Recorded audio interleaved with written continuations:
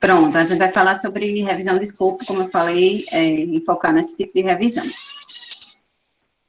Bem, os estudos de revisão, eles vêm se dando pela quantidade e a complexidade da produção de novos conhecimentos, né, na área de saúde, somado também ao limitado tempo dos profissionais de saúde em ter acesso a essa quantidade enorme de produções, né, que estão a cada momento. E, além disso, tem um incremento também do desenvolvimento dos métodos de síntese de conhecimento. A síntese de conhecimento é um método científico que ela resume as evidências de vários estudos, né, sobre uma questão ou um problema específico, identifica lacunas nas pesquisas, bem como sugere novos estudos, e também tem a principal objetivo de fornecer a melhor evidência disponível para a tomada de decisão na saúde. Os estudos de revisão, eles são pesquisas que utilizam fontes de informações bibliográficas ou eletrônicas para obtenção de resultados de pesquisas de outros autores, com o objetivo de fundamentar teórica e cientificamente um determinado objetivo. Dessa forma, o objetivo dos estudos de revisão é principalmente embasar a prática baseada em evidências. E o que seria essa prática baseada em evidências? É a utilização de resultados de pesquisa junto à assistência à saúde. Então, essa prática, além de ser utilizada pelos profissionais de assistência à saúde, ela também é utilizada pelos formuladores de políticas, né, de saúde, bem como também gestores dos serviços de saúde.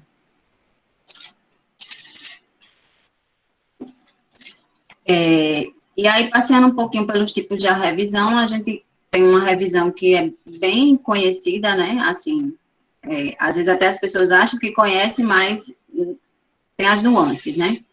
Então, a revisão integrativa, ela é uma revisão que sintetiza resultados obtidos em pesquisas sobre um tema ou questão de maneira ordenada e abrangente. Ela também fornece informações mais amplas sobre um assunto, problema, constituindo um corpo de conhecimento. Desse modo, o revisor, né, ou pesquisador, ele pode, na revisão integrativa, elaborar uma revisão com diferentes finalidades, podendo ser direcionada para uma definição de um conceito, revisão de teoria, análise metodológica dos estudos, né? Então, ele tem uma ampla gama para trabalhar aí na revisão integrativa. E essa revisão, ela também permite a inclusão simultânea de pesquisas quase experimentais e experimentais, combinando dados de literatura teórica e empírica, proporcionando compreensão mais completa do tema de interesse. No entanto, para que esses artigos de revisão eles tenham um resultado de qualidade, eles precisam ser realizados de acordo com um método, né, seguindo um método para que confira validade, né, através de etapas pré-definidas. Nós também temos a revisão sistemática. E o que seria essa revisão sistemática?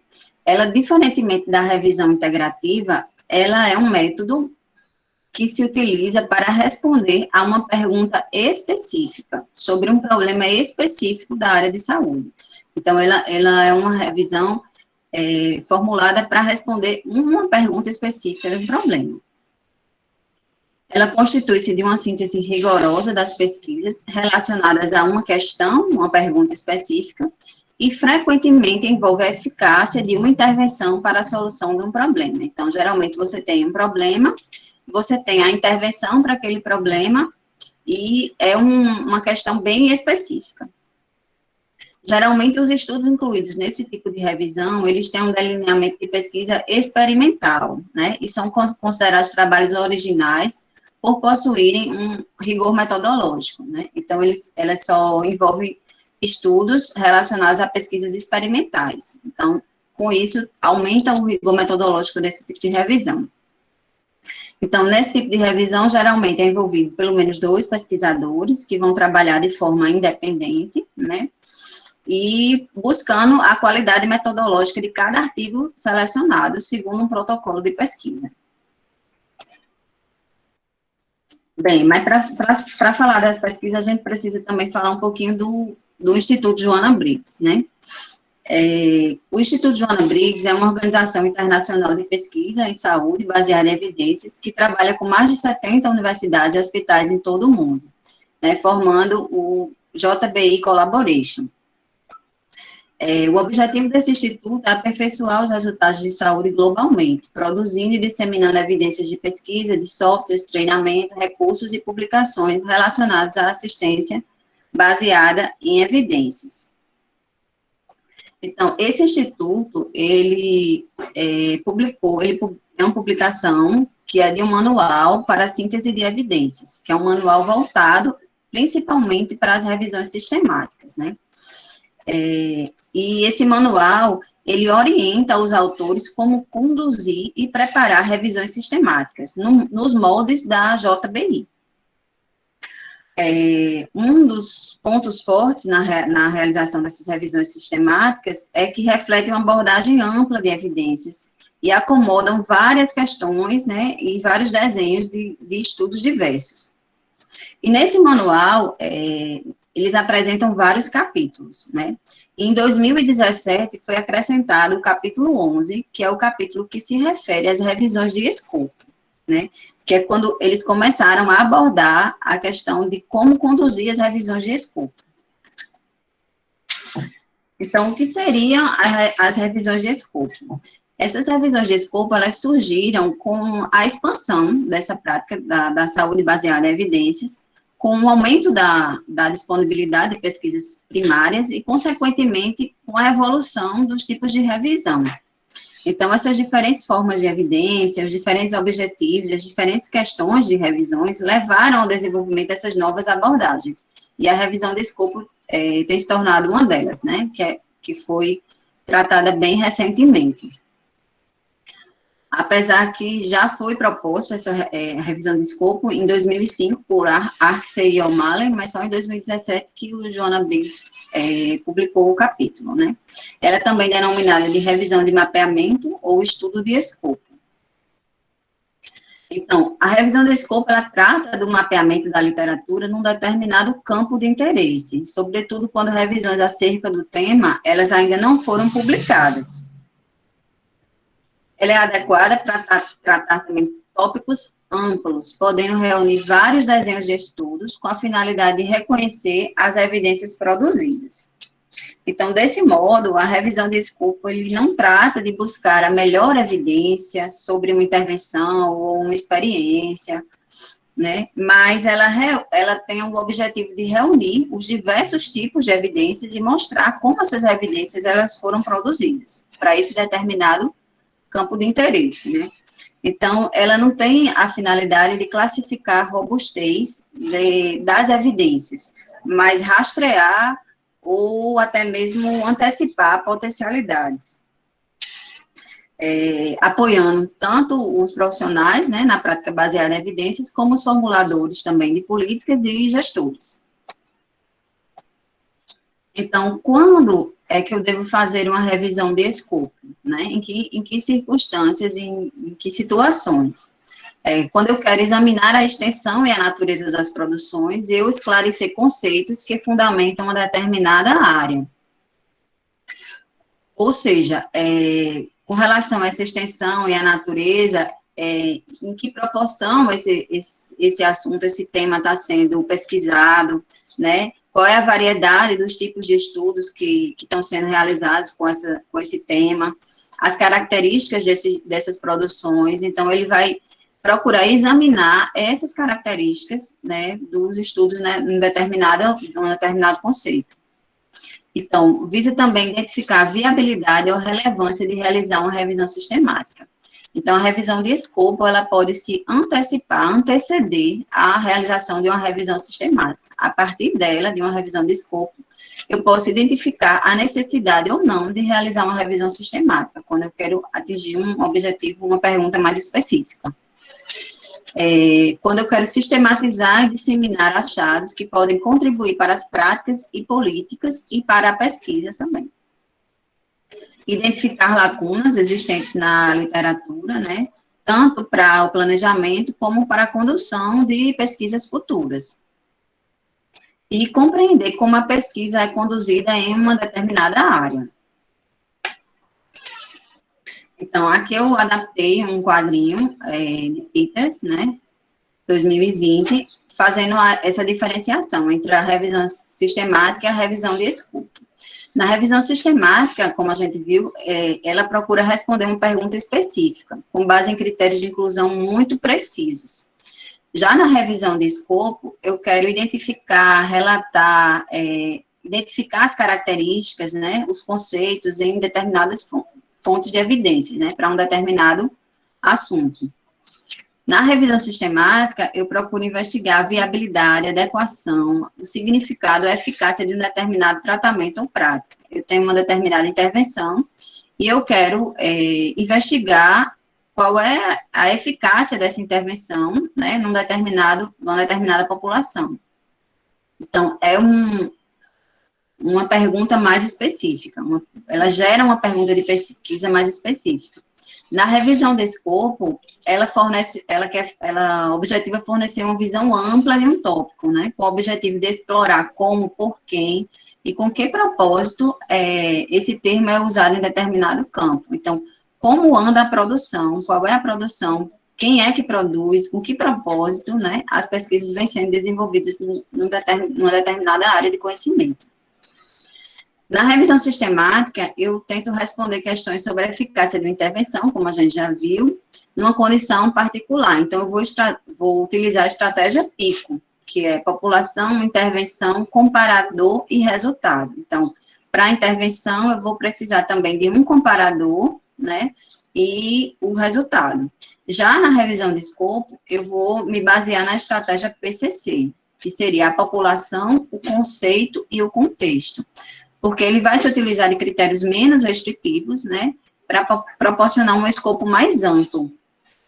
Por exemplo, a pergunta na revisão sistemática, a pergunta de pesquisa, seria esta intervenção, aí você vai especificar qual a intervenção, melhora os resultados especificados quando comparados, aí você vai colocar a outra intervenção comparativa, né, e especificar a população. Na revisão de escopo, a pergunta é bem ampla. A pergunta de pesquisa seria qual a natureza das evidências para determinada intervenção, ou o que é conhecido sobre esse conceito. Então, basicamente, essa é a diferença entre a sistemática e a de escopo. Aqui eu trouxe também um quadro, que foi de Peters, que ele diferencia também as características das revisões de literatura tradicional, as revisões de escopo e as revisões sistemáticas. Mas aí eu queria focar nas avaliações de escopo e nas revisões sistemáticas. Então, ele aborda a questão do protocolo de revisão a priori, né? Então, nas revisões de escopo, ele diz que sim, algum protocolo. E nas revisões sistemáticas, obrigatoriamente, tem que haver esse protocolo, né, de revisão. Registro do prospero do protocolo de revisão. Nas revisões sistemáticas, sim, vai utilizar esse registro do prospero. O que é o prospero? O prospero é um banco de dados prospectivos, né, para revisões sistemáticas. Ele é um banco de dados internacionais, para pesquisas prospectivas, ou seja, você vai colocar lá o seu projeto de pesquisa, né, qual é a área que você vai trabalhar, você vai registrar a sua pesquisa, a sua revisão, né, a intenção da sua revisão, e para que serve isso? Para que tenha um banco, né, um cadastro de todas as revisões que estão sendo feitas a nível mundial, e para que os pesquisadores, eles tenham uma noção de quais pesquisas, se aquela pesquisa, aquela revisão que ele está tentando fazer, já está sendo feita por outros pesquisadores, né, e também serve como um comparativo. Quando você tem a intenção de fazer uma revisão, você vai ver ao final dela do que você conseguiu, né, executar, do que estava proposto. Já nas revisões de escopo, ele não exige o registro do prospero. Na verdade, o prospero não aceita registro de revisão de escopo, apenas revisões sistemáticas, né? E aí, Peters, ele diz que tem bases de dados onde você pode registrar as revisões de escopo, ele dá a sugestão do Open Science Framework e do Figshare, né, onde podem ser feitos esses registros das revisões de escopo. Estratégia de pesquisa explícita, transparente e revisada por pares. Ambas as revisões, elas precisam ter essa estratégia, né, mais robusta. Com relação a formulários de extração de dados padronizados, ambas as revisões também precisam ter essa extração de dados padronizada. No caso da avaliação crítica obrigatória, ou avaliação de risco de preconceito, que seria uma avaliação crítica dos estudos que você encontrou na sua revisão. Na revisão sistemática, é obrigatório ter dessa avaliação crítica, mas nas revisões de escopo, essa avaliação crítica, ela não é obrigatória, né? Você, optativamente, você pode realizar essa avaliação, mas ela não é necessariamente uma exigência da revisão de escopo. Bem como a síntese dos resultados de estudos individuais e geração de resultados resumidos. Então, na revisão sistemática, você precisa sintetizar os resultados dos estudos individualmente e fazer essa síntese, né, de todos os resultados. Na revisão de escopo, também não é necessário realizar essa síntese dos resultados. Bem, e aí a gente entra no prisma. Então, o que seria esse prisma? O prisma, ele é um conjunto mínimo de itens com base em evidências para relatar as revisões sistemáticas e as meta-análises. E ele serve para ajudar os autores a melhorarem o relato dessas revisões. É um checklist onde você vai observar os critérios exigidos para que isso ajude, né, o pesquisador a melhorar o relato da revisão sistemática. O prisma original, ele foi direcionado para as revisões sistemáticas, mas aí, com o advento das revisões de escopo, o prisma, em 2018, ele fez uma extensão chamada de Prisma SCR, né, que é uma extensão para as revisões de escopo.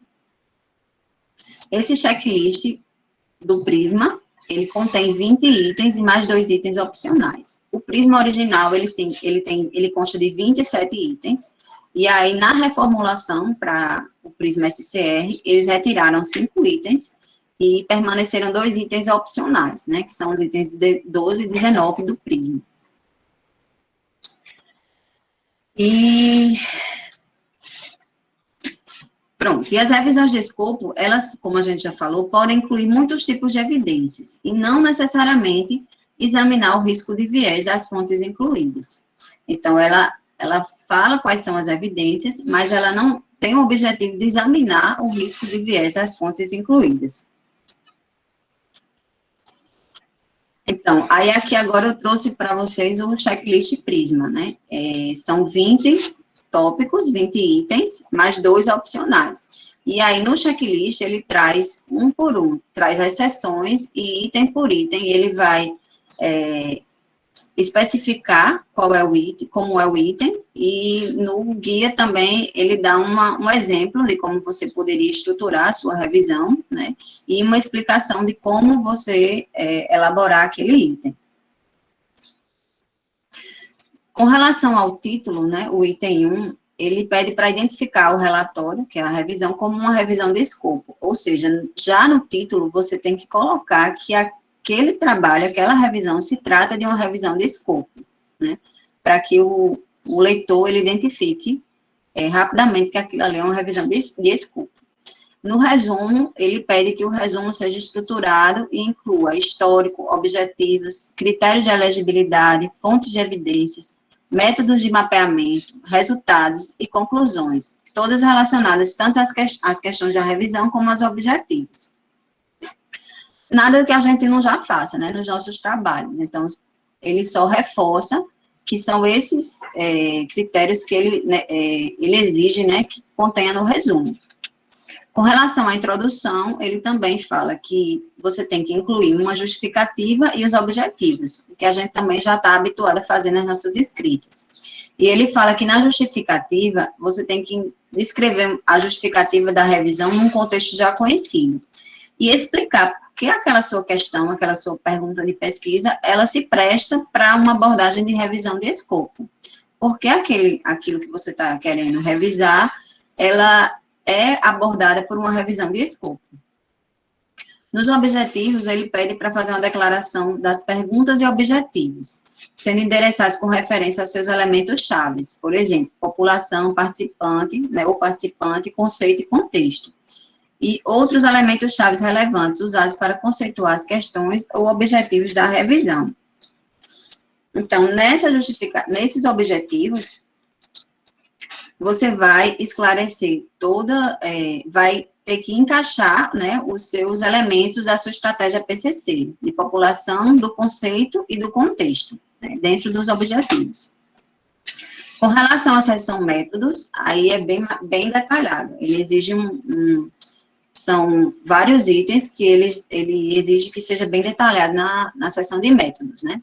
No caso do protocolo e registro, item 5, como a gente já discutiu, o protocolo, que não vai ser no Prospero, né, vai ser naqueles outros bancos de dados.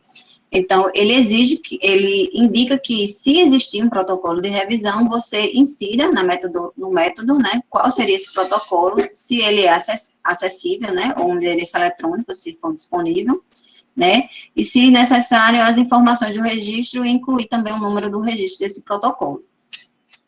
Os critérios de elegibilidade, ele pede que especifique as características das fontes de evidência, por exemplo, os anos, né, o intervalo de ano que você utilizou para realizar a pesquisa, os idiomas, né, que você utilizou também na pesquisa, status da publicação, e ele pede que forneça uma justificativa para cada critério desse, por que você utilizou aquele intervalo de tempo, aqueles idiomas, então, isso ele pede também que justifique, muitas vezes a gente falha, né, em justificar esses critérios.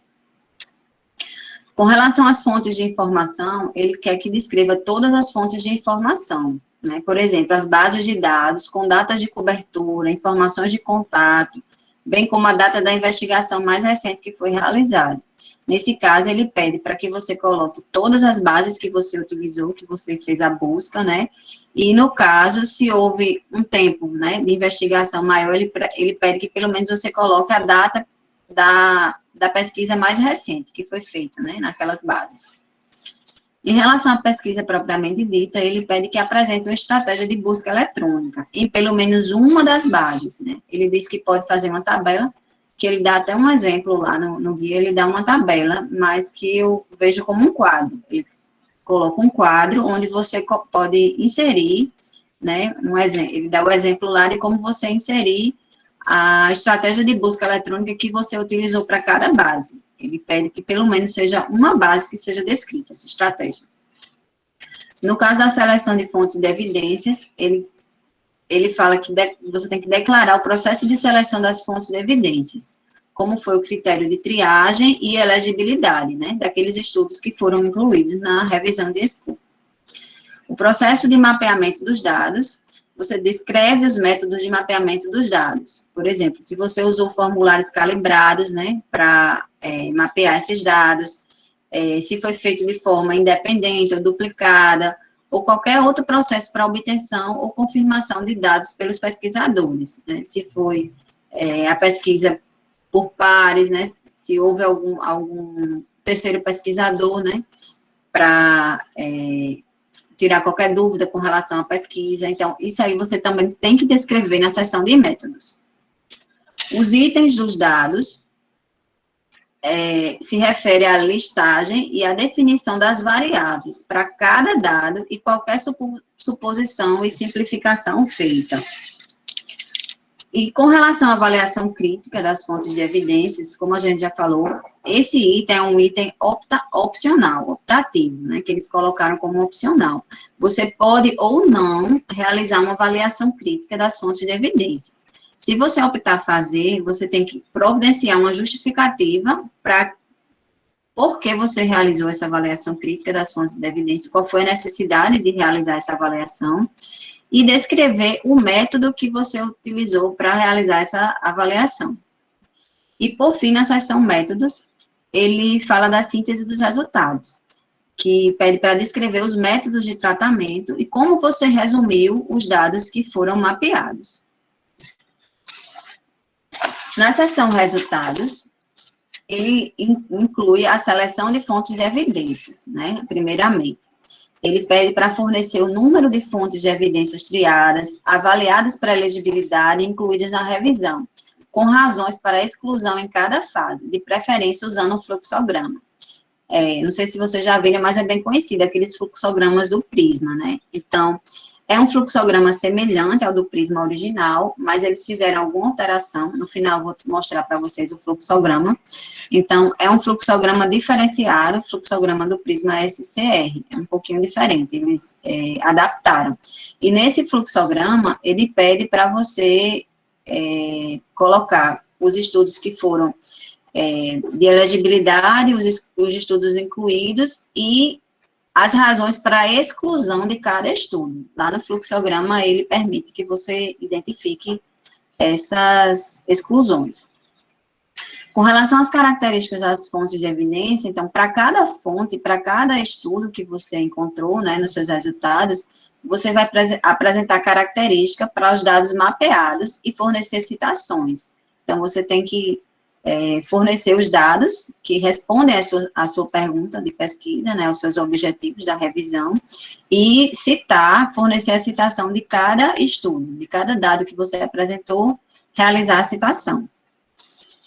Nos resultados também eles pedem avaliação crítica, que também que se refere ao item optativo, né? Se você realizar a avaliação crítica, apresentar os dados com avaliação crítica de cada estudo incluído.